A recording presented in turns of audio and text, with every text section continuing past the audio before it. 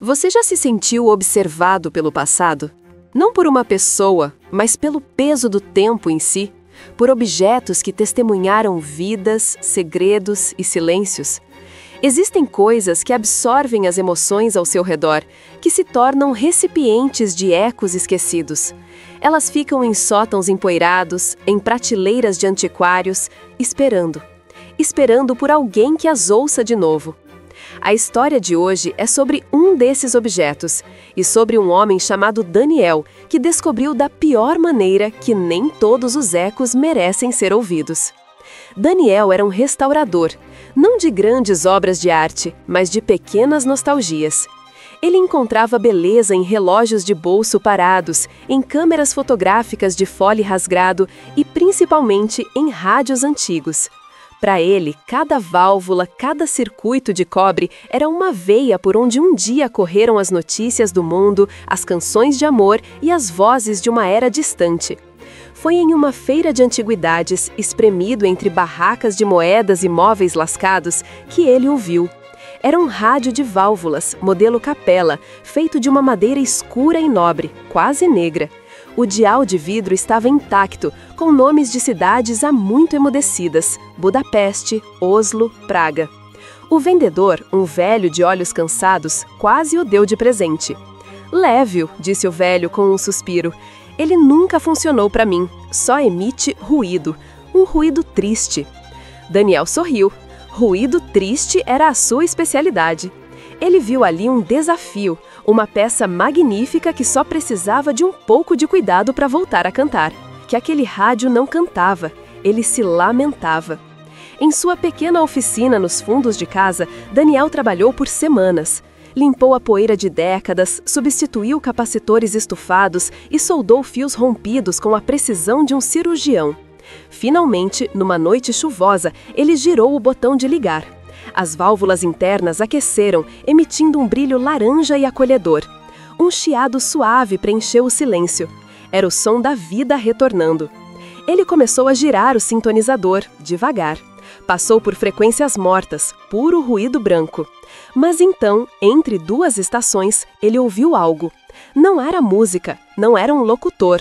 Era uma melodia de caixinha de música, fraca e distorcida, como se viesse do fundo de um poço. Durou apenas alguns segundos e desapareceu. Daniel achou curioso, uma interferência rara. Nas noites seguintes, as anomalias continuaram. Às vezes, ouvia trechos de conversas em línguas que não reconhecia. Outras vezes, o som de passos em um assoalho de madeira ou o choro abafado de uma criança. Eram sempre fragmentos, ecos que pareciam se perder no éter antes que ele pudesse compreendê-los. Ele tentou racionalizar. Podiam ser transmissões de rádio amador, sinais de ondas curtas ricocheteando na ionosfera. Mas a sensação era outra. Havia uma intimidade naqueles sons, uma tristeza palpável que o arrepiava. O rádio não estava captando estações distantes, estava captando momentos perdidos. O ponto de virada aconteceu em uma terça-feira. Daniel estava concentrado, ajustando a sintonia fina, quando uma voz clara e feminina atravessou a estática. Ela não falava para um público, ela sussurrava. "Ele não vai voltar, não é?", disse a voz, carregada de uma dor infinita. Um silêncio. E depois, um soluço que pareceu rasgar o alto-falante e o coração de Daniel. Ele congelou. Aquilo não era uma transmissão. Era um desabafo, um lamento capturado no tempo. Ele desligou o rádio, as mãos trêmulas. O silêncio da sua oficina nunca pareceu tão pesado. Daniel ficou obcecado. Quem era aquela mulher? O que ela estava esperando? O rádio tornou-se o centro do seu universo. Ele passava noites em claro, com fones de ouvido, navegando por aquele oceano de estática, caçando mais fragmentos daquela vida. E os fragmentos vieram. Ele ouviu a mesma voz, agora mais jovem, rindo com um homem. Ouviu o som de pratos quebrando, uma discussão acalorada sobre dinheiro e promessas. E então, a voz de um homem, grave e séria. "Eu preciso ir. É o meu dever. Eu voltarei para você." Daniel estava montando um quebra-cabeça fantasma.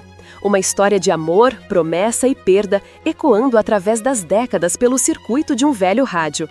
Ele se sentia um voyeur, um intruso, mas não conseguia parar.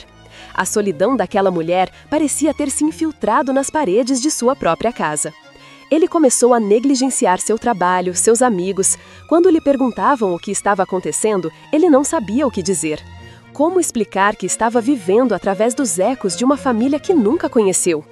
Uma noite, ele encontrou uma nova frequência. Nela, não havia vozes, apenas o tic-tac de um relógio de pêndulo. Um tic-tac constante, hipnotizante. E ao fundo, quase imperceptível, o som de uma respiração lenta e cansada. Daniel adormeceu ali, na sua cadeira, embalado por aquele som, e teve um sonho. Ele estava em uma sala escura, iluminada apenas pela luz da lua que entrava por uma janela. A mobília era antiga, o rádio estava em uma mesinha no canto, brilhando. E sentada em uma poltrona de costas para ele, estava uma silhueta feminina.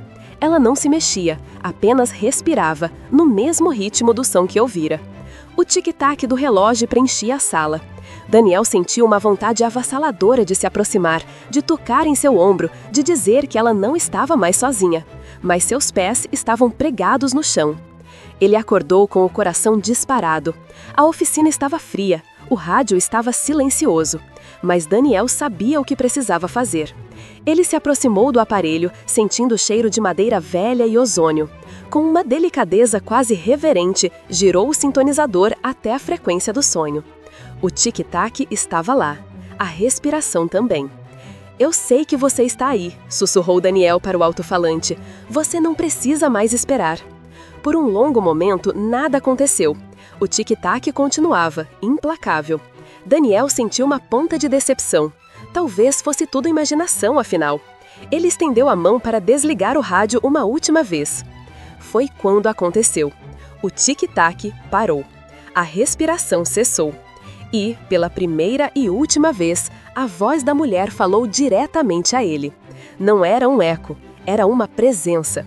O sussurro saiu claro, límpido, sem nenhuma estática, como se ela estivesse bem ao seu lado. "Obrigada." E então, um som seco, um clique. A luz das válvulas se apagou, o rádio morreu. Daniel tentou ligá-lo de novo, mas foi inútil. Estava completamente inerte.